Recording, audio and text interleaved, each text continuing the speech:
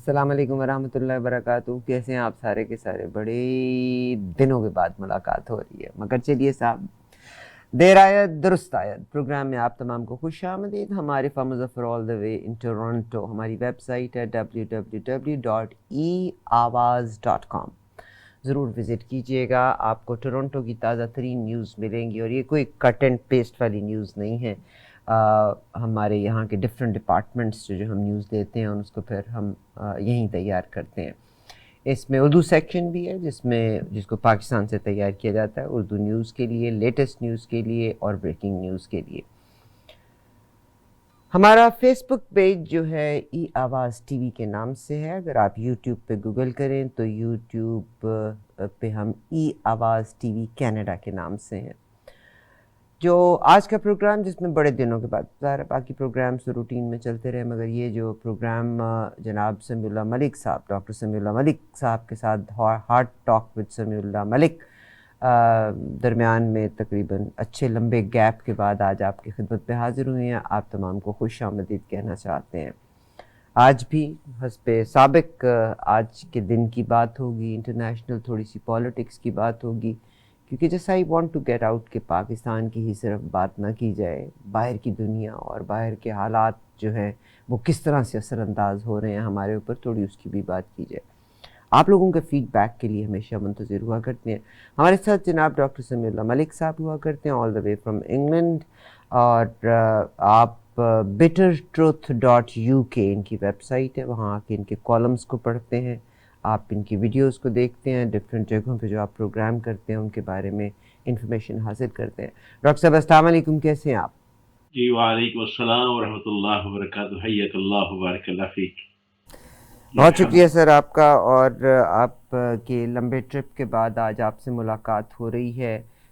سب سے پہلے تو کوئکلی ہمیں چند لفظوں میں اپنے پاکستان کے ٹرپ کا تھوڑا سا احوال بتا دیجیے گا.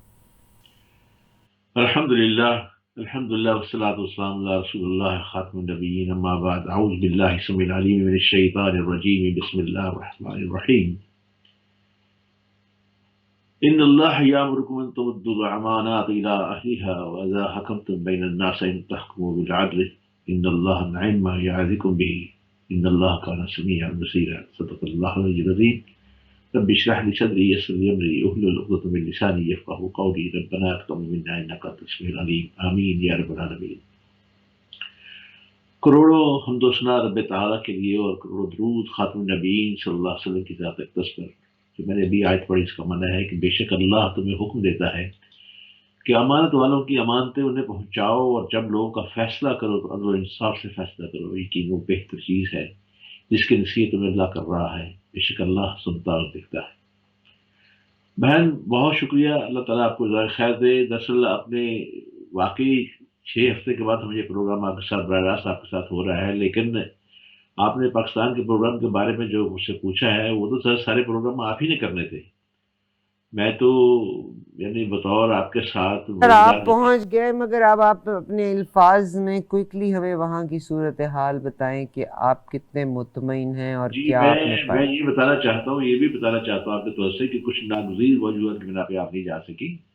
اور لیکن یہ ہے کہ وہاں پہ پاکستان کے ساتھ جہاں تک تعلق ہے، آپ لوگ میرے پروگرام آپ کو پہنچ چکے ہیں اب تک، وہ آپ نے دیکھ لیے ہوں گے. جو جنرل اسلم بیگ صاحب جو ہمارے صاحب کا چیف آف اسٹاف، فوج کے چیف سپہ سالار تھے، اس کے بعد ڈاکٹر ندیم الحق صاحب ہیں جو کہ بہت بڑے دنیا کے ماننے والے عالمی اکانومسٹ ہیں، ان کے ساتھ ملاقات تھی اور ان سے پاکستان کی معاشی ابتری اور سب چیزوں پر بات ہوئی. اس کے بعد جنرل غلام مصطفیٰ صاحب کے ساتھ ذکر ہوا ان کے پورے سارے ان کے ٹینیور کا، اور اس کے بعد بنگلہ دیش میں وہ رہ کے آئے تھے اور بنگلہ دیش میں وہ قید بھی ہو گئے تھے. وہ اس حوالے سے تلخ یادیں بھی ان کے ساتھ تھی.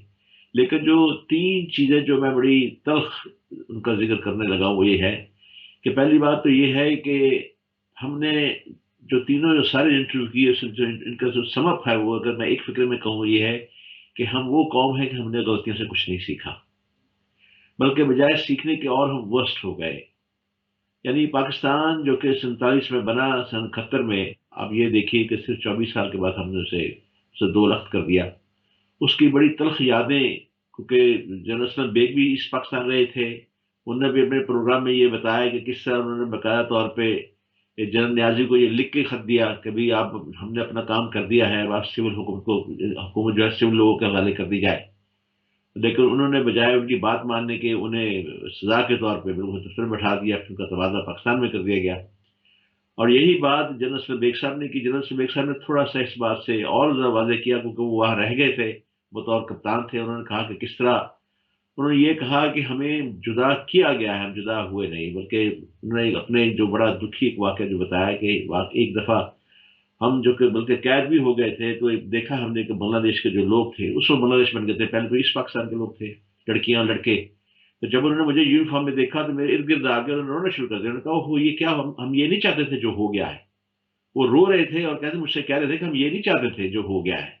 یعنی گویا کہ انہوں نے صاف پتہ چل رہا تھا کہ ہمارے ساتھ ایک بہت بڑی سازش ہو گئی ہے.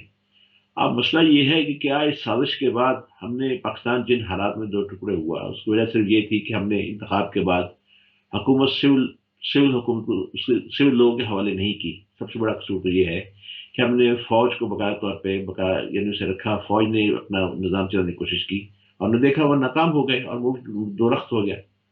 اگر آپ اسے آج کے زمانے میں منطبق کریں آپ، تو اس یہ وجہ ہے کہ آپ یہ دیکھیں ہمارے پاکستان کے اندر، ویسٹ پاکستان کے اندر اس کے بعد کیا فوجی نہیں آئے؟ 3 دفعہ فوجی آئے، 3 دفعہ فوجی حکومت آئی اور لمبے عرصے کے لیے فوج آئی. اس میں جنرل ضیاء الحق بھی شامل ہیں، یا خان بھی شامل ہیں، اس میں مشرف بھی شامل ہے، یہ سارے لوگ شامل. اس کے بعد یہ ساری نئی حکومت جو نئے ہمارے ہیں وہ سب شامل ہیں. ان ساروں نے آپ دیکھ لیں کہ جو کچھ بھی ہمارے ساتھ ہوا مطلب وہ آپ کے سامنے ہے. ہم نے کیا سیکھا؟ ہم نے کچھ نہیں سیکھا ان سے. مطلب میں تو یہ دیکھ کے آیا ہوں، مہنگائی ایک پیک پہ ہے، لیکن مہنگائی کا یہ عالم ہے کہ لوگوں کو کھانے کے نہیں مل رہا. دوسری طرف یہ ہے کہ وہاں پہ ہوٹلوں کے باہر شام کو جگہ نہیں ملتی، لوگ گاڑی میں انتظار کر رہے ہوتے ہیں، بڑے بڑے ہوٹل ہوں چاہے میڈیم کلاس کے ہوٹل ہوں، جگہ نہیں ملتی. لوگوں نے اگر سفر کرنا ہو تو وہاں ڈرائیور چلتی ہے ایئر کنڈیشن، اس بس میں جانے کے سفر کے لیے 3 دن پہلے ٹکٹ بک کرانا پڑتا ہے، ٹکٹ نہیں ملتا. بائی یہ جہاز کا ٹکٹ نہیں ملتا، آپ کی فلائٹس بک چل رہی ہیں. یعنی عجیب ایک سلسلہ ہے، غربت بھی ہے، پیسہ بھی یعنی بہت زیادہ آ گیا ہے، اور کلاسز جو ہے تقسیم ہو گئی ہیں، بہت کلاسز آ گئی ہیں. اور اگر آپ بھولے سے کبھی اس علاقے میں چلے جائیں، میں لاہور ہی کی آپ سامنے بات رکھ دیتا ہوں. اب وہ جو ڈی ایچ اے ہے، اب آپ یہ دیکھیے ڈی ایچ اے بتاتے خود ایک لاہور بن گیا ہے، اتنا وسیع و عریض ہو گیا ہے کہ وہ پورا ہوتے ہوتے بی آر بی نہر تک چلا گیا ہے. میرا بیٹا مجھے دکھا رہا تھا گاڑی کے اوپر، اور میں حیران ہو رہا تھا کہ میں نے کیونکہ زندگی کے تمام اپنی جوانی بھی ساری وہیں پہ گزاری اور وہیں پہ میں پڑھا بھی اور ساری باتیں میں نے دیکھی، لیکن میں نے اتنا وسیع و عریض لاہور ایسا نہیں دیکھا جیسا آج ہے. اور خاص طور پہ جو میں نے ڈی ایچ اے کے جو محلات دیکھے، میں اس محلات ہی کہوں گا عام پاکستانی کے، یہ جو بڑی ایک تقسیم آ گئی ہے، مجھے اس سے خوف آ رہا ہے کہیں ایسا آتے ہیں. ظاہر ہے آبادی تو پوری دنیا کی بڑھتی چلی جا رہی ہے، اور میں بھی برمپٹن میں ہوں 27 سال میں. میں آبادی ٹورنٹو کی بھی بات نہیں کر رہا، میں کہاں آبادی سے کہاں بڑھ گیا. مگر میں ان نٹ شیل آبادی آپ کا کہنے کا مقصد یہی ہے کہ وہاں صرف اب 2 طبقات ہیں، یا تو بہت امیر اور یا بہت غریب. جی میں غیر مساوی تقسیم جو ہے میں اس کی بات کر رہا ہوں. آپ صحیح فرمایا آپ نے، بہت میں اس کی شکریہ، غیر مساوی تقسیم بات کر رہا ہوں. بہت شکریہ. یعنی یا تو وہ لوگ ہیں جن کے پاس بڑے بڑے پلاٹ اور ایک سے زیادہ، اور یہ وہ کیٹیگری ہے جو کہ یا تو بہت بڑے بزنس مین کی ہے، اشرافیہ جن کو ہم کہا جاتا ہے. بس یہی اشرافیہ ہے، باقی تو سارے زندگی کو پتہ نہیں کیسے گزار رہے ہیں، جس میں آرمی کے لوگ بھی ہیں، جس میں ظاہر ہے ہمارے پولیٹیکل لوگ بھی ہیں، اور جس میں بڑے بزنس مین بھی ہیں، بڑے مگرمچھ جن کو ہم کہہ سکتے ہیں. بہرحال میں اللہ کی دین ہے، خدا دے کے بھی آزماتا ہے، لے کے بھی آزماتا ہے. عالمی اکانومسٹ تھے ڈاکٹر ندیم، جن کا انٹرویو آپ نے چلا بھی دیا. میں نے ان سے پوچھا، میں نے کہا کہ آپ اس وقت سری لنکا میں تھے اور سری لنکا کے انچارج تھے، پھر کیا وجہ ہے کہ سری لنکا کی معیشت ڈوب گئی؟ اور سری لنکا کی معیشت آپ نے بینکوں کی وہاں پہ اصلاح کا ذمہ اٹھایا، آپ نے بہت سے اور چیزیں کی آپ نے، اور آئی ایم ایف کے شکنجے میں آ گیا سری لنکا. اس کے بعد ہم نے آئی ایم ایف کا حال دیکھا. آپ اس کے بعد سیدھا پاکستان چلے آئے، اور پاکستان کی معیشت کو آئی ایم ایف نے، اسٹیٹ بینک اپنے قابو میں کر لیا. آپ بھی وہاں تھے. آپ کو پھر عمران نے اپنا جو ہے پلاننگ کمیشن کا چیئرمین بنا دیا آپ کو. پھر کیا وجہ ہے کہ پاکستان جو ہے آپ کی جو قابلیت ہے، آپ کا جو علم ہے، آپ کا جو تجربہ ہے، اس سے فائدہ نہیں اٹھا سکا، بلکہ ہم نیچے گئے. وہ بہرحال انٹرویو دیکھ لیجیے گا، اس انٹرویو میں سر بہت شکریہ. میں صرف یہ کہتی ہوں کہ پاکستان کی جب دو انتہائیں ہیں تو ایک بات یاد رکھیے گا کہ پڑھا لکھا انسان بعض جگہوں کے اوپر ڈرتا رہتا ہے، مگر جو جاہل ہوتا ہے نا سم ٹائمز دے بیہیو لائک سیویجز، وحشیوں کی طرح بیہیو کرتے ہیں. تو پھر اگر عزتیں محفوظ نہ رہیں نا تو پھر اشرافیہ کی بھی عزتیں محفوظ رہیں گی نہیں، کیونکہ جو جہالت ہے اور جس الٹی سمت پہ ہم چل رہے ہیں یہ بہت غلط سمت پہ لے کے جائے گا، بہت غلط سمت پہ جائے گا. آئی فیل سیڈ جب میں آپ نے سری لنکا کا ذکر کیا اور آخر میں سری لنکا کی دنیا نے جو ویڈیوز دیکھی، یعنی اس قوم نے جو بھوکے پیاسے تھے، جن کے پاس روٹی نہیں تھی اور جن کے پاس بلز پے کرنے کے لیے پیسے تھے نہیں تھے، انہوں نے اپنے لیڈرز کے ساتھ کیا سلوک کیا اور دنیا میں کیا سبکی ہوئی. میں ایک فکرہ آپ سے کہنا چاہتا ہوں کہ ہمیں پڑھے لکھے لوگوں نے لوٹ لیا، ان پڑھوں نے نہیں لوٹا. سر اب ان پڑھوں کی باری جب آئے گی نا تو وہ they will behave like savages، وحشیوں کی مانند بہیو کریں گے. آپ اس دن کا انتظار کیجیے گا. میں سر آپ کو لے کے آنا چاہتی ہوں پاکستان کی پالیسیز کے بارے میں، اور یقیناً آپ کے وہاں ہوتے ہوئے جب آپ جا رہے تھے تو نیب کے معاملے تھے، الٹیمیٹلی آپ چاہ رہے تھے کہ ہم نیب کو کور کریں. آپ بالکل آپ ضرور کور کر سکتے ہیں، you have all the right. کہ پاکستان کے بے شمار اس وقت بھی اگر ہم کابینہ کا ذکر کرتے ہیں تو آئی واز لوکنگ ایٹ کہ ہماری کابینہ 75 یا 79 لوگوں پر استمر اس وقت مشتمل ہے، 75 ارکان کے اوپر ہے، جس میں 35 فیڈرل منسٹرز ہیں. تاریخ کا ریکارڈ ٹوٹا ہے. 35 فیڈرل منسٹر ہیں، 7 وزیر ہیں، 4 ایڈوائزر ہیں، ان کے 29 معاون خصوصی ہیں، اور ہر آدمی جس کو پلیز کرنا ہوتا ہے. یہ معاون خصوصی ان کو پے کیا ہی جائے یا نہ کیا جائے، ان کی انڈر گراؤنڈ بہت سارے بینیفٹس ہوا کرتے ہوتے ہیں. اور 23 معاون خصوصی جن کا کوئی پورٹ فولیو نہیں ہے، اسپیشل اسسٹنس کے لیے ہیں. روزانہ ایک آدھ بندے کا ایڈیشن ہوتا چلا. دس از وٹ پاکستان، اور کہاں کہ پاکستان یہ کہتا ہے از اے غریب ملک، اور ہم ہر ایک سے یہ جو بھیک مانگنے کی عادت ہے نا، یہ سب سے بری عادت پڑ گئی. اور ایک نہیں، ہر لیڈر نے بھیک مانگنے کے لیے نکلے، اور اب تو ہمارے انتہائی عزت اور احترام والے سادات بھی بھیک مانگنے کے لیے نکل دیے.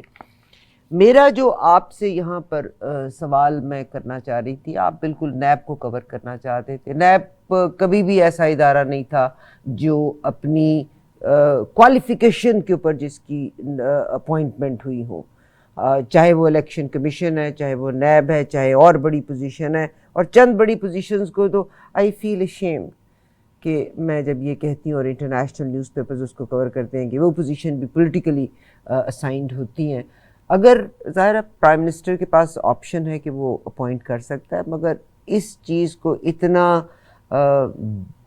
ذلیل و خوار نہیں ہونا چاہیے تھا. تو نیب کے بارے میں آپ فرمائیے کہ ملک کے پاس پیسہ نہیں ہے، پولیٹیکل اپوائنٹمنٹ ہے، پرسنل انٹرسٹ اس میں انوالو ہیں، اب اس کو بیکار بھی کر دیا گیا، تو پھر وہ تنخواہیں کیوں نہیں بچائی جاتی؟ بہت شکریہ بہن. پہلے میں آپ کا یہ جو انٹرو ہے اس کے بارے میں 2-4 فکرے کہہ دوں. مسئلہ یہ ہے کہ جو اب وزراء کی آپ تعداد بتا رہی تھی تو سر شرم سے جھک رہا تھا. آپ یقین کیجئے کہ میں خود اسلام آباد میں بیٹھ کے میں نے مختلف حلقوں سے یہ بات کی ہے. میں نے کہا کہ آپ کا مجھے بتائیے، میں آپ کو پروگرام دیتا ہوں، ہمارا سارا ملک ہے، اسے 10 منسٹر چلا سکتے ہیں، 10، اور 10 میں سے 5 جو ہے آپ اسے ایڈوائزر رکھ لیں، اور 5 آپ کے منسٹر ہوں، اس کے علاوہ اور کسی کی ضرورت نہیں ہے. میں نے کہا کہ اگر یہ نہ ہو تو مجھے میرا اسلام آباد کے کسی چوک میں سر قلم کر دیجیے اگر یہ بات ہو. لیکن مسئلہ یہ نہیں ہے. مسئلہ یہ ہے کہ یہ چوروں کا ٹولہ بہت بڑا جو آیا ہے، انہوں نے ہر آدمی کو خوش کرنا ہے. ہر جماعت کے 2-2 3-3 آدمیوں نے وزیر رکھنے ہیں. آپ کہتی ہیں کہ مشیروں کی تنخواہ نہیں ہوتی. مشیر تنخواہ کے چکر میں ان کو مکان مل رہا ہے، گاڑی مل رہی ہے، انہیں پولیس کا پروٹوکول مل رہا ہے، یہ سارے اخراجات. واقعی آپ صحیح کہہ رہی ہیں، کھانے کو ہمارے پاس پیسہ نہیں ہے. رہی صحیح کسر جو ہے سیلاب نے پوری کر دی ہے. سیلاب کی جو تباہ کاری ہیں اگر میں آپ کو بتاؤں تو پورا وقت لگ جائے گا، پروگرام وقت ختم ہو جائے گا. ایسی تباہ کاری میں اپنی آنکھوں سے دیکھ کے آیا ہوں. آپ یقین کیجیے میں سو نہیں سکا. جو میں نے چیزیں دیکھی ہیں، فلمیں دیکھی ہیں، خاص طور پر خدمت کے لوگوں نے اور مسجد رحمۃ اللہ امین کے سر آپ لوگوں اس کو کور کریں، نیب کو کور کریں. چلیے میں اس میں آ جاتا ہوں. دیکھ بات یہ ہے کہ آج اس مقروض پاکستان کا ہر بے بس اور مجبور شہری یہ پوچھنے پر مجبور ہو گیا ہے کہ ہم نے جو پیٹ کاٹ کر کروڑ روپے کا ٹیکس اس نیب پر لگا دیا ہے، آخر اس ادارے نے ملک کو کیا دیا ہے اور اس قوم کے لیے کیا فائدہ پہنچایا اس نے. اس کے سابقہ سربراہ جوید اقبال جو سپریم کورٹ کے سابقہ چیف جسٹس بھی رہے ہیں، ہر دوسرے دن ٹی وی چینل پر اپنے ادارے اور افراد کی تعریفوں کو کلابے ملاتے ہوئے دم بھر کے لیے سانس نہیں لیتے تھے، بلکہ ان کے بیانات سے تو یہ اظہار ہوتا تھا کہ بھی اس قدر ریکوری کر رہے ہیں کہ پاکستان کے تمام قرضے دور ہو جائیں گے، پاکستان کی تمام خوشحالیاں واپس لوٹ آئیں گی اور قومی دولت کو دوبارہ یہ اس طرح بھر دیں گے کہ جیسے جیسا لوٹ کے گئے ہیں۔ لیکن ہوا کیا؟ عرض پاکستان کے باسیوں کے لیے مسودہ پاکستان انتہائی قابل تعریف اور دنیا کی نظر میں قابل تسلیم بنانے کی بجائے وہ تو اسے بدنام کر کے اسے اور خراب کر کے چلے گئے، خود الزامات کی گلیز پوٹلی پر سر پر اٹھائے رخصت ہو گئے۔ کیا ہماری عدلیہ جس کی آزادی و حرمت کے لیے انہی پاکستانیوں نے مہینوں سڑکوں کی نہ صرف خاک چھانی بلکہ اپنی جان و مال کی قربانی بھی دی اور اسے آج اس مقام تک پہنچایا کہ آج وہ اپنے ایک لفظ پہ وزیر اعظم کو گھر بھیج دیتے ہیں، کبھی کسی کو گھر بھیجتے ہیں۔ انہوں نے سنیپ کے سابقہ سربراہ کو کیوں نہیں اپنے گراؤنڈ الزامات میں طلب کیا؟ یا پھر اپنی یا اس لیے کہ ان کے سابقہ باس یہ بیلی ہے اسی سے ان کے چپوشی کر دی انہوں نے؟ آپ دیکھیے پچھلے دنوں سینکڑوں پاکستانی عوام سے بھری عدالت میں عدلیہ کے ایک معزز جج قاضی فائز عیسیٰ، اس کا میں نے ویڈیو دیکھا، وہ عدلیہ کی کارکردگی کے بارے میں جب انہوں نے سوال پوچھا کہ آپ بتائیے آپ اپنی عدلیہ سے مطمئن ہیں، مجمع پورا ہال بھرا ہوا تھا، انہیں معاشرہ شرمندگی اور کچھ نہ مل سکا کیونکہ کسی ایک ان کا ہاتھ کھڑا کریں جو آدمی جو ہے عدلیہ کے ہماری عدلیہ سے مطمئن ہے، ایک آدمی نے ہاتھ نہیں کھڑا کیا۔ اب انصاف کا تقاضا تو یہ تھا نا کہ اس وقت تمام موجودہ جج صاحبان عوام کی طرف سے عدلیہ پر 100% بے اطمینانی کا دے کر اپنی نشستوں سے مستعفی ہونے کا اعلان کر دیتے کہ اسی عوام نے ہمیں اسی آزاد عدلیہ کے عظیم منصب پر بٹھایا ہے، اور اگر آج ان کو اپنی عدالتوں میں یقین نہیں ہے تو ہمیں بھی اس منصب پر بیٹھنے کا کوئی حق نہیں ہے۔ لیکن کیا ایسا ہوا؟ نہیں ہوا۔ بات نیب کی کارکردگی ہو رہی، میں پھر اس پہ آ جاتا ہوں۔ اس ادارے کے بارے میں عام آدمی کے دامن سے لپٹے سوالات جو ہیں ان کو چھوڑ دیجئے، میں کہتا ہوں کم سے کم ان سوالات کا جواب تو دیجئے جو سپریم کورٹ نے مختلف اوقات میں نیب کی کارکردگی کے دیانت اور شفافیت اور اہلیت کے بارے میں اٹھا رکھیں۔ نیب پر قومی خزانے سے اتنی بھاری رقم خرچ ہوتی ہے لیکن اس کی کارکردگی کیا ہے؟ جب کسی فرد کی گرفتاری عمل میں لائی جاتی ہے تو اس پر ملکی دولت اور قومی خزانے کو نقصان پہنچانے والے الزامات کی فہرست پڑھنے کو ملتی ہے، تو یوں محسوس ہوتا ہے کہ بھی اس قومی مجرم سے ریکوری کے بعد تو ملک کے سارے قرضوں کی ادائیگی ہو جائے گی۔ لیکن سوال یہ ہے کہ اس ادارے نے آج تک کتنی ریکوری کی ہے؟ اور پلی بارگین کے علاوہ اس نے کچھ کیا ہوتا تو بتا دیں، آپ مجھے بتا دیں، کوئی ایک کیس بتا دیں جس میں اس نے ریکوری کی ہو۔ یہ سوالات میرے نہیں ہیں بہن جو آپ سے پوچھیں گے میں اس میں بات کروں، یہ سپریم کورٹ کے ہیں اور سب چیز جیسے گلزار احمد نے اپنے دوران سماج یہ اٹھائے تھے جو میں نے آپ سے بات کی ہے۔ آج تک نیب پر قومی خزانے سے کتنے اخراجات اٹھے ہیں، ان کے افسران کی تنخواہیں اور مراعات قوم کو کتنے میں پڑتی ہیں، اور اس نے کتنی لوٹی ہوئی رقم قومی خزانے میں جمع کروائی ہے؟ اس کی ریکوری اس کے معاوضے اور مراعات سے زیادہ ہے یا کم ہے؟ اب کیا اچھا ہوتا تو خود نیب کے سابق سربراہ جو ہے اپنی تنخواہ اور مراعات، اپنے ملی کی تنخواہوں اور مراعات کے بارے میں ایک وائٹ پیپر شائع کر دیتے، قوم کو یہ بتاتے کہ آخری صدارت نے قوم پر کیا کیا احسانات کیے ہیں، یا پھر یہ بھی سفید ہاتھی بن کر عوام کو اپنے بھاری بھرکم پاؤں تلے کچلنے کا کام سر انجام دیتا رہا۔ تاہم اس سے کوئی انکار نہیں کر سکتا کہ ہر حکومت نے اسے اپنے مخالفین کو سزا دینے اور انہیں بدنام کرنے کے لیے اسے خوب سے خوب استعمال کیا اور اپنے تمام مقدمات کو اسی نیب کے ذریعے ختم کرانے کی ساتھ حفظ کرنے کی یا پھر دبیز کا ان کے نیچے دبا کر اپنے اقتدار کی مدت پوری کی ہے۔ اور دوسرا سوال یہ ہے کہ نیب کے قائم کردہ مقدمات میں آج تک کتنے طاقتور لوگوں کو سزا ہوئی ہے؟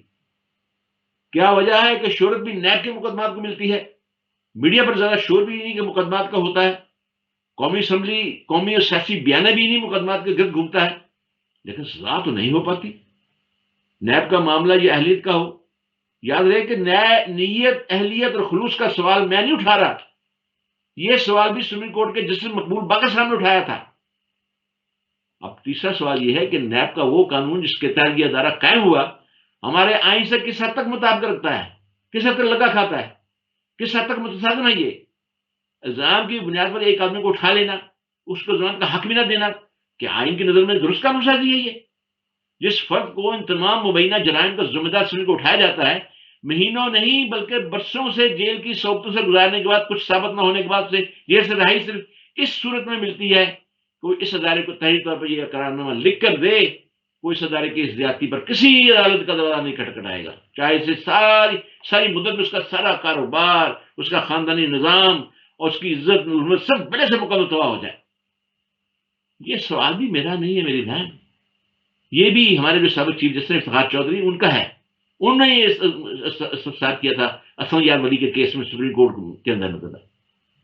پھر نیب کے قانون اس کے طریقہ نفاذ کے بارے میں بھی ہے کہ اس ساری مشق میں مقصد کیا ہے اور نیب کے کرنے کا اصل کام کیا ہے، پھر یہ تو بتایا جائے۔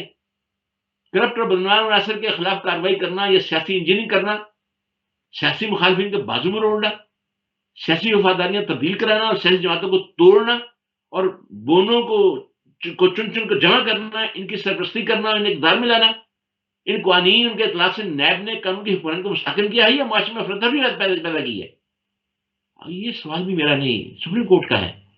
میں سوال کی شکل میں نے سوال کی شکل دی ہے، سپریم کورٹ نے یہ سوال سارے کیس میں پوچھا تھا اور اس بیان کے بعد یہ سوال اٹھایا کہ یہ نیب کرپشن کے ہر ملزم پر گرفت کرتی ہے یا اس کے ہاں ایک اہتمام موجود ہے کہ سیاسی تقسیم کے لیے کھینچ کی لکیر کے ایک جانب کھڑے لوگ کرپشن کے بڑے بڑے معاملات سے سر نظر کر لیا جاتا ہے اور لکیر کی دوسری جانب کھڑے لوگوں کو گرفتار کر لیا جاتا ہے کیونکہ وہ حکومت میں نہیں ہوتے ہیں، حکومت کی مخالفت کرتے ہیں، انہیں طویل عرصے کے لیے اکیڈمی میں ڈال دیا جاتا ہے۔ جب تک وہ اپنی وفاداریاں مختلف حلقوں کے پلڑے میں نہیں ڈال دیتے اتنی دیر تک وہ اپنی پارٹی سے بھی تو اپنا نہیں وفاداری ختم کر دیتے، اس وقت اس کو نیب کے عذاب ناگہانی سے نجات نہیں ملتی۔ یہی نہیں کرتے، ہر حکومت یہ کرتی ہے، آج کی جو حکومت بیٹھی وہ بھی یہ کرتی ہے، وہ بھی کرے گی، یہ پہلے بھی کرتے رہی ہے، عمران یہی کرتا رہا۔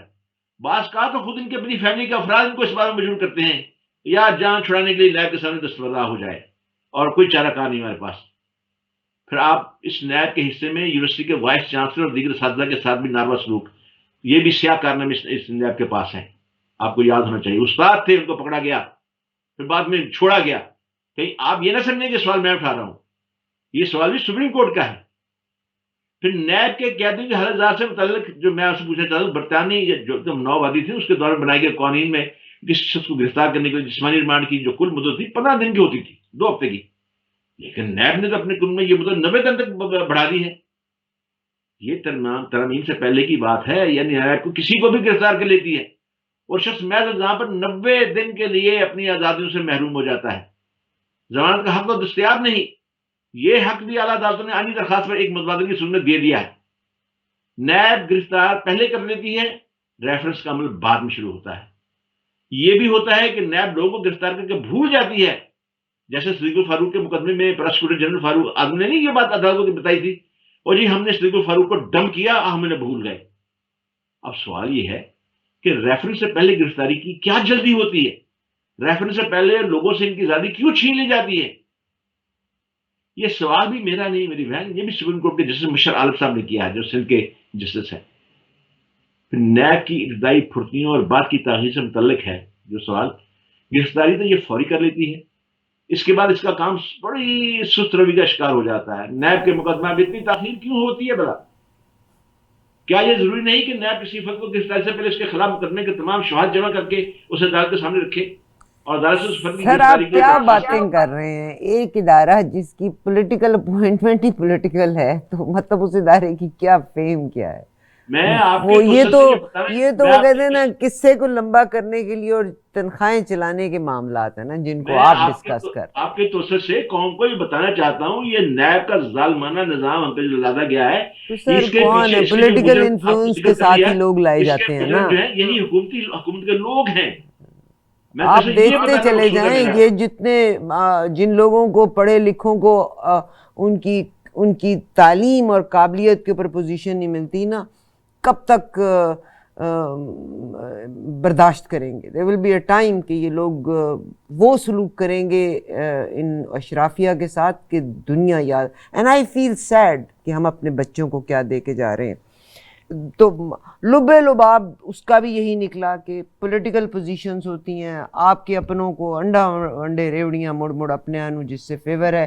شاید میں اور آپ بھی ایسے ہیں، مجھے موقع نہیں ملا اس لیے میں شاید اس پہ کوسچن ریز کر رہی ہوں۔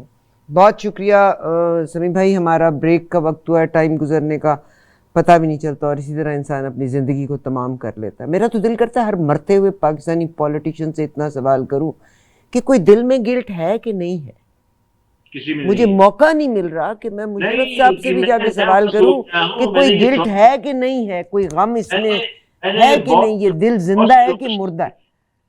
بہت سے لوگوں سے یہ سوال کیا ہے، کوئی گلٹ نہیں ہے وہاں پہ۔ بہت شکریہ، وہاں ضمیر مر چکے ہیں. میں آپ کو بہت سچی بات شکریہ، بتاؤں. بہت شکریہ. ہم ایک بریک لیتے ہیں، بریک کے بعد واپس آتے ہیں. Please stay tuned.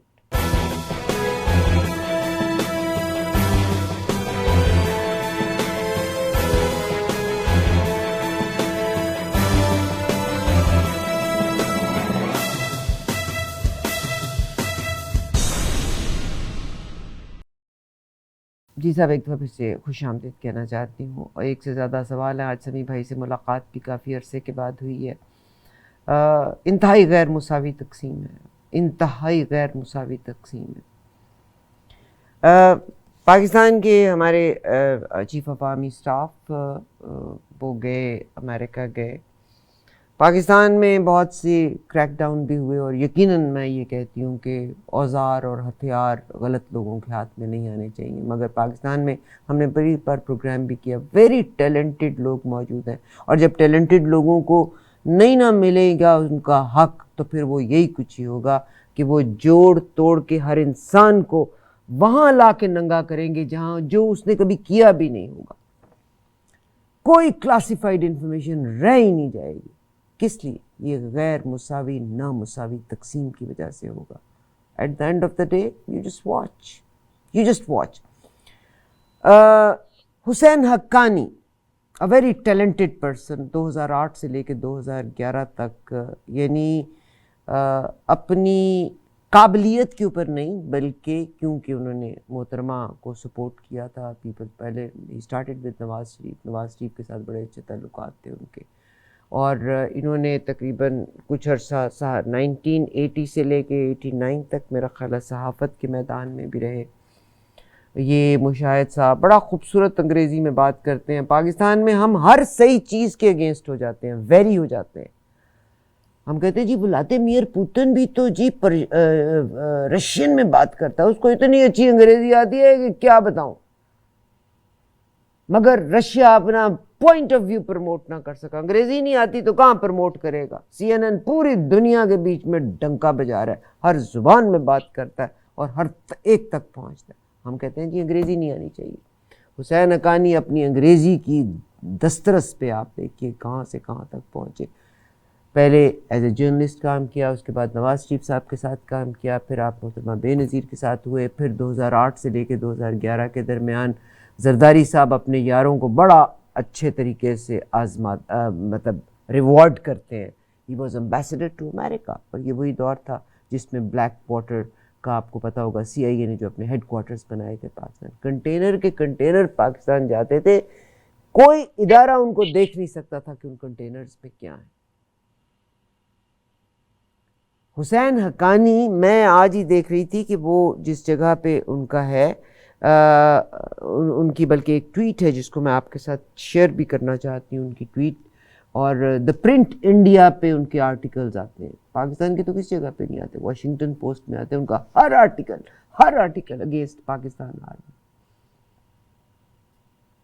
ہمارے chief of the army staff, a respectable person، we have all our respect for him. آپ نے ان سے ملنا پسند کر لیا، ان کی آپ نے لائن لینا پسند کر لی. جو پاکستان سے باہر رہتے ہیں، he writes every word against. یہ یہاں سے بھی ٹورنٹو سے بھی گروپس جایا کرتے ہوتے تو، اور انگلینڈ میں جا کے میں کہتی ہوں اب تو دیکھیے ہمارے الطاف حسین صاحب انشاءاللہ تعالیٰ ان کو بھی NRO مل جائے گا، وہ بھی پاکستان آ جائیں گے. ان سے بھی ملتے رہے. اگینسٹ پاکستان جو موومنٹس چلی ان کو لیڈ بھی کیا.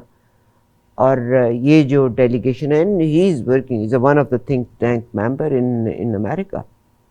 اپنی انگریزی کی دسترس کے اوپر انہوں نے بہترین کام کر دکھایا. آج ایران کے ساتھ جو ہمارے تعلقات ہیں، انٹرنیشنلی ڈفرینٹ لوگوں کے نام استعمال کر کے جو آرٹیکلز چھپے ہیں جس کو انگریزی میں ہر ایک نے پڑھا، ہم تو اردو کے چکر میں ہی پھنسے ہوئے ہیں.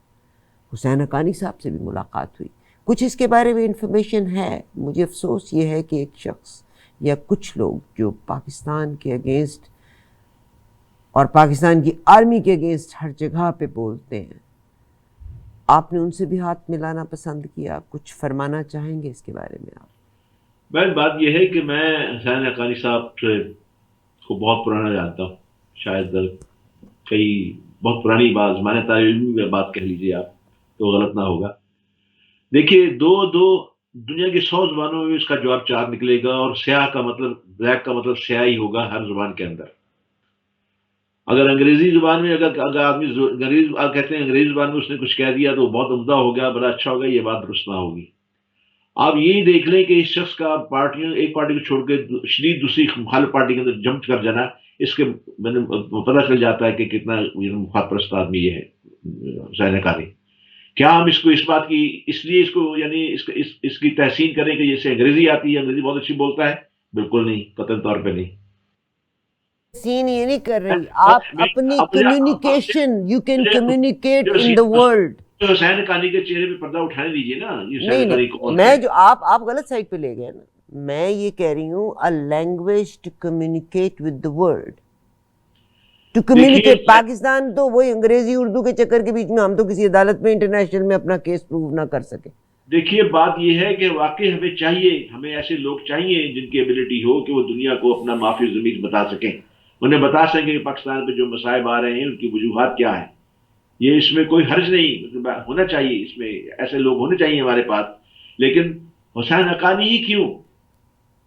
حسین حقانی وہ لوگ ہیں جسے سفیر بنایا گیا تھا اور اس نے 13,500 آدمی کو ویزے دیے تھے امریکہ کے.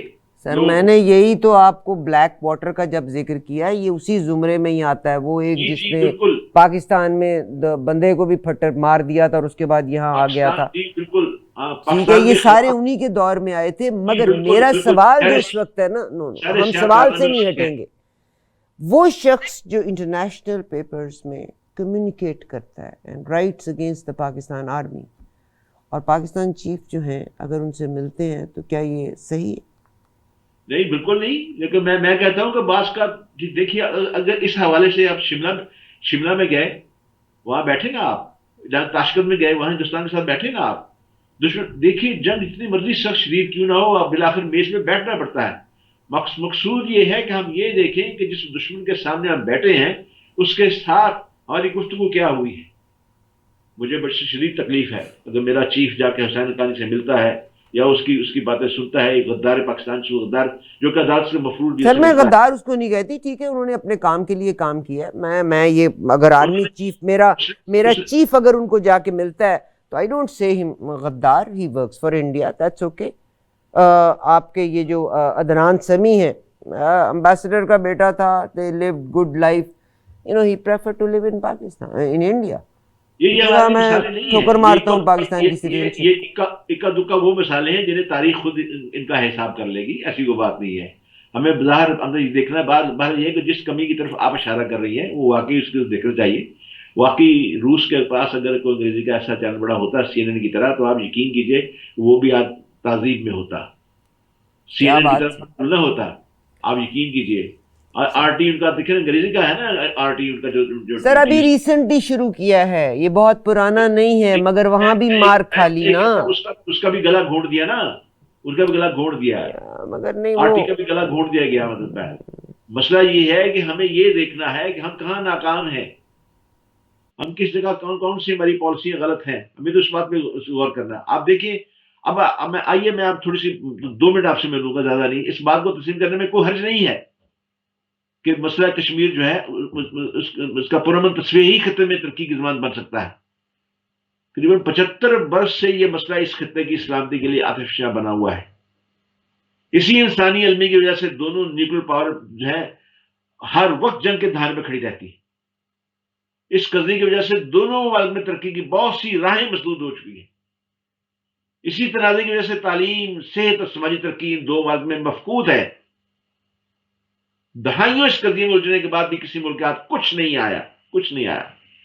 دونوں ممالک میں دفاعی اخراجات اس مدتوں کو جنگ کے نام پر بڑھائے جا رہے ہیں، قوم کا پیٹ کاٹے جا رہے ہیں. اگر اس تنازع کا پرامن حل ہو جائے تو یہ نہ صرف اس خطے کے لیے بلکہ بین الاقوامی امن امان کے لیے بھی نہایت سود مند ہوگا.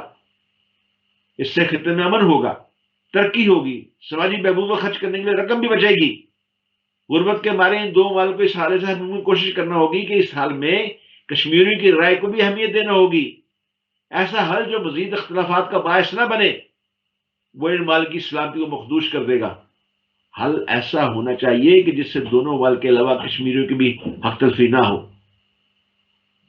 اب کشمیر کو اس کی میں پریڈکشن دیتی ہوں. میں نے تو اپنا نام نوسٹراڈامس کی پیشین گوئیوں کے بارے میں سنا ہوا ہے نا عارفہ, تو میں عارفہ نوسٹراڈامس آپ کے ساتھ, عارفہ نوسٹراڈامس, وہ امریکہ کا آشیرواد ہمیں مل گیا ہے الحمدللہ. رجیم چینج ہوا but some thing good came out کہ امریکن امبیسڈر جب کشمیر کو وزٹ کرتے ہیں تو انہوں نے ایک سے نہیں بلکہ زیادہ بار ٹویٹ کیا ڈونلڈ ٹرمپ نے کہ آزاد جموں کشمیر AJK, جس پہ انڈیا نے اپنی ریزرویشنز کا اظہار کیا ہے کہ نہیں ہو سکتا. تو اب کوئی تصویہ نکلے گا ضرور, کیونکہ چائنا کو بلاک کرنے کے لیے they have to support. دیکھیے میرا غم یہ ہے کہ جو کچھ اب ہو رہا ہے سوال صرف اتنا ہے کہ اگر یہی ہونا تھا تو اسی حال کو ہم نے راضی برضا تسلیم کر لینا تھا, جیسے 1948 میں تسلیم کر لینا چاہیے تھا. اگر یہی ہونا تھا تو اتنے برس پاکستانی کو کشمیر کی آزادی کے ترانے کیوں سنوائے تھے؟ ہم نے کشمیر میں ماتم کرتی ہوئی عورتوں کے مناظر کیوں دکھائے تھے؟ جنازے پر روتے ہوئے بزرگ کیوں دکھائے گئے؟ نہتی بچیاں مسلح بھارتی فوجوں میں پتھراؤ کرتی کیوں دکھائی دی گئی؟ کشمیر کو پاکستان کی شہرت کیوں کہا گیا؟ کشمیر میں ہونے والی جنگ آزادی کے حوالے سے ہمارے سینے کیوں گرمائے گئے؟ یوم کشمیر کیوں اتنے جوش و خروش سے منایا گیا؟ اب الٹیمیٹلی تو امریکہ نے اس کو آزاد جموں کشمیر لکھ دیا نا, لکھ دیا, جس میں انڈیا نے آج برلن میں بلکہ یہ لفظ کہا ہے کہ کوئی تھرڈ پارٹی, کوئی تھرڈ, بڑا کمال کا ملک ہے, they are leader of their country, they have to protect their country. ان کی چاہے آرمی ہے چاہے ان کے پولیٹیشینز ہیں جو بھی کرتے ہیں, انہوں نے کہا no third party can involve in this matter, this is our personal matter. Allah کرے پاکستان کو ایسے لوگ مل جائیں تو کیا ہی بات ہو جائے گی. اچھا آخری ٹاپک کی طرف سر ہم آتے ہیں. بہت ساری چیزیں دماغ میں آپ سے بڑے دنوں کے بعد ملاقات ہوئی, بجائے اس کی ہم اس وقت کی صورتحال کو ہی انفولڈ کر کے دیکھیں, بجائے اس کے کہ ہم پاسٹ کی بات کریں. یہ جو ایک کراچی میں ایک اپوائنٹمنٹ ہوئی ہے جناب ٹسوری صاحب کی, آپ کتنے مطمئن ہیں اس سے؟ یعنی یہ لوگ الٹیمیٹلی فیصلہ چیف آف آرمی اسٹاف نے کہا تھا کہ آرمی انوالو نہیں ہوگی, مطلب آپ کن کو بیوقوف بنا رہے ہیں؟ الٹیمیٹلی کس نے اپوائنٹ کیا ہے ٹسوری کو؟ اور اب الطاف صاحب بھی ظاہر ہے واپس آ جائیں گے کیونکہ ان کا اپنا بندہ لگ گیا, تو کیا اس پہ آپ کی کیا آؤٹ پٹ ہے یا کیا رائے ہے؟ دیکھیے میں جو پچھلا ٹاپک میں ایک فکرہ کہہ دوں, میں آپ سے صرف ایک فکرہ کہنا چاہتا ہوں, اس کی اجازت ہے. وہ یہ ہے کہ کشمیر کے بارے میں اگر امریکہ نے آزاد جموں کشمیر لکھا ہے تو وہ 10ویں ہندوستان کو اس بات کی اطلاع دے رہا ہے کہ یوکرین کے معاملے میں تو ہماری گود میں کیوں نہیں آگے بیٹھے. نہیں, وہ آج دے دیا انہوں نے, کہا آج انڈیا نے, آج کی لیٹسٹ خبر ہے کہ انڈیا نے وہ جو روپے میں کام ہو رہا تھا نا وہ روک دیا تھوڑا سا, انہوں نے اپنا موقف بدلا, تھوڑا پریشر تھا نا. اب وہی سفیر ہمارا جو گیا تھا 3 دن کے لیے, اب وہ نہیں جائے گا. اب آئیے آپ کے سوال کی طرف. جی سر. میں نے یہ لکھا, میں نے اپنے پروگرام میں, ٹی وی پروگرام میں کہا, میں نے کہا کہ کامران کستوری, میں سے کستوری کہتا ہوں, کامران کستوری کو گورنر جانے کی بجائے الطاف کو گورنر بنا دیا گیا ہے. یہ ایک چھوٹا ایک فکرہ ہے, اس میں ساری تاریخ میں آپ کو بتا رہا ہوں. جس کو گورنر بنایا گیا ہے یہ پاکستان کے الطاف کے تمام بدتا کے مقدمات میں شامل ہیں یہ لوگ, یہ آدمی. میں برملا یہ کہہ رہا ہوں آپ کے چینل کے اوپر شواہد کے ساتھ. یہ بھی کہا جا رہا تھا کہ شاید to please them, reason being لیکن مسئلہ یہ ہے ایک بندے کا ہی فرق ہے کہ دوبارہ جو ووٹ آف نو کانفیڈنس نہ آ جائے. بات یہ ہے کہ جب ہم نے عمران کی حکومت گرانے کے لیے ایم کے منت ترلا کیا تو اس وقت اس کے 10 ووٹ تھے. انہوں نے ان سے وعدہ لیا کہ آپ گورنر کراچی کا ہمارا, سندھ کا گورنر ہمارا بنائیں گے. اس بات پہ جھگڑا چلتا رہا کئی مہینے. پھر آج جا کے پھر جو ان کی بات ماننی پڑی, کیونکہ اندر سے دھمکی دی گئی کہ اگر آپ ہماری بات نہیں مانتے تو ہم آپ کو چھوڑ رہے ہیں. الٹیمیٹلی یہ حکومت جا رہی تھی اور حکومت چھوڑنے کی بڑی بھاری یہ قیمت اجر چکانی پڑی, اس کامران کو جو گھر بنانا پڑا. اور یہ وہی بات ہے کہ 100 جوتے بھی کھائیں گے 100 پیاز بھی کھائیں گے. بہت شکریہ سر. میں پھر وہی کہتی ہوں کہ ہم رول ماڈلز بنایا کرتے ہوتے ہیں. ہم تو پاکستان آرمی سے بہت محبت کرتے ہیں.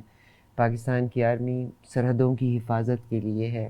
پاکستان کی آرمی بھی پاکستان کی آرمی سے بہت محبت کرتی ہے. میری بات جان جائیں. اچھا نہیں, ہم پاکستان کی آرمی سرحدوں کی حفاظت کے لیے ہے, مگر اگر ہر جگہ پہ چوروں کو اپوائنٹ کرے, اور انٹرفیئرنس تو ہے. عمران خان کو لائے تھے تو آپ لائے تھے, نواز شریف کو لائے تھے تو آرمی لے کے آئی تھی, بھٹو صاحب کو لے کے آئے تھے تو ایوب خان صاحب لے کے آئے تھے.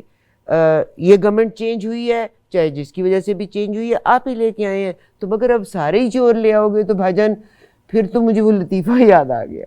لطیفے پہ پروگرام ختم کرتے ہیں کہ غصہ نہ کیجیے گا, غصہ نہ کیجیے گا. ایک لطیفہ سناؤں آپ کو. وہ ایک آدمی تھا, وہ جایا کرتا ہوتا تھا نا, تو ایک دکاندار تھا, اس نے ایک طوطا رکھا ہوا تھا. وہ طوطا بڑا بدتمیز تھا, اس کو ان لوگوں کو شخصیت شناسی کرتا تھا. تو وہ ایک آدمی جب گزرتا تھا نا تو وہ اس کو یوں دیکھتا دیکھتا گالیاں دیتا گالیاں دیتا تھا. وہ بندہ بڑا روز بندے کا گزر تھا وہاں سے. ایک دن نا وہ بندہ دکاندار کے پاس گیا, اس نے کہا دیکھ تو طوطے اپنے کو باز کر لے, یہ جب میں گزرتا ہوں یہ مجھے گندی گندی ننگی گالیاں دیتا ہے, تو اس کو باز کر لے. دکاندار نے طوطے کو ڈانٹا کہ بھئی دیکھ تو باز آ جا, تو نہ کر. اگلے دن پھر وہ آدمی گزرا, طوطے نے پھر گالیاں دے دی, بڑی گندی گندی. تو بس بہت گندی میں زور نہ دیا کر, آگے چلا کر. مطلب اپنے دل کی بڑھاس نکالی نا, اس کو پتا تھا اس کو بندے کو. طوطے تو آپ کو پتا ہے جانور تو سکس سینس رکھتے ہیں. تیسرے دن بھی یہ ہوا تو بندے نے پھر شکایت کی, اس نے کہا میں نے اس کا گلا دبا دینا. دکاندار نے نا اب طوطے کو 2 چانٹے ماری. اس نے کہا میں یہ تے تیرا گلا باج دبائے گا, میری بہت ہی بےزتی ہے, باہر دا تیرا گلا دبائے, میں تیرا گلا دبا دواں گا. خیر طوطے کو پھر پنجرے میں رکھا ہوا تھا. کوئی 5ویں دن جب اس شکایت کے اگلے دن جب وہ بندہ گزرا نا, طوطے نے ایسے کر کے اس کو دیکھنا شروع کیا, دیکھتا گیا ادھر تک دیکھتا. جب وہ آدمی آگے چلا گیا کہتا تو سمجھ تو کیا ہوگا میں تجھے کیا کہہ رہا تھا. تو صاحب اس عزت اور احترام کو رہنے دیجیے گا, ہم آپ سے محبت کرتے ہیں. آپ سن لیں, میری بات بھی سن لے جاتے ہوئے. پھر بادشاہ تھا نا, تو اس کی بیٹی ایک وراثی کے ساتھ چلی گئی, بھاگ گئی گھر سے. تو اسے سپاہی کو حکم دیا پکڑ لائے. اس نے میری بیٹی کو بڑی لعنت ملامت کی. اس نے کہا کہ وقت اگر بھاگنا تھا تو کسی خاندانی کے ساتھ بھاگتی ہے, تو کسی وراثی کے ساتھ بھاگ گئی. کہتی بابا جی میں کیا کرتی, اس نے میری منت سما دیتی بڑی کی, میں ترلے ہی میرے بڑے پائے, میں کی کر دی. بس یہ ملک پھر ترلیاں دے ہی چلنا ہے. دیٹس سیڈ سر. کہتے ہیں نا یہ دل روتا ہے, پریکٹیکلی یہ دل روتا ہے. ہم ترلے ہی کر رہے ہیں. آپ یقین کیجئے, کبھی ترلے جا کے ترکی میں کرتے ہیں, سعودی عرب میں کرتے ہیں, کبھی ترلے جو ہے یورپ میں جا کے کرتے ہیں, کبھی ترلے امریکہ جا کے کرتے ہیں. آپ مجھے پابند کر لیں گے, آپ کسی اور کو پابند کر لیں گے, اور جب باہر کے ملکوں میں بیٹھ کے گھر کے باہر آپ کی برائی کرتے ہیں, آپ ان کو بھی تو روکیں نا. سوچئے اس کے بارے میں. بہرحال آئی لو پاکستان. آپ سے اس معاملے اگلے پروگرام میں بات کر لیں گے انشاءاللہ. ابھی تو دیجیے گا اجازت, ٹائم بہت تیزی سے گزرتا ہے. انشاءاللہ اگلے پروگرام میں پھر ملاقات ہوگی. ڈاکٹر صاحب کا بہت شکریہ کہ مجھے برداشت کر لیتے ہیں, میں نکما شاگرد. نہیں کوئی بات نہیں, آپ سمجھ تو گئی. انٹرنیشنل پالیٹکس کو بھی دیکھتا ہے اور اپنے ملک کو بھی دیکھتا ہے. چھوٹا سا مجھ سے چھوٹے ملک جو ہیں اتنی اچھی پرفارمنس دے رہے ہیں. لک ایٹ بنگلہ دیش. ہمارے ملک میں کیا رول ماڈلز آپ دے رہے ہیں, اور اس نوجوان نسل کو اگر آپ نے انصاف نہ کیا, ان کو تعلیم کے مطابق ان کو جابز نہ دیں, اور اگر آپ صرف اپنی پوزیشنز کو ہی کنٹرول کرتے رہے, تو یہ وہ اوزار لے کے پھر رہے ہیں, یہ سب کو جلا کے خاکستر کر دیں گے. Think about that. ایک بات میں کہہ دوں آخر میں, اس میں ختم کرتے ہیں.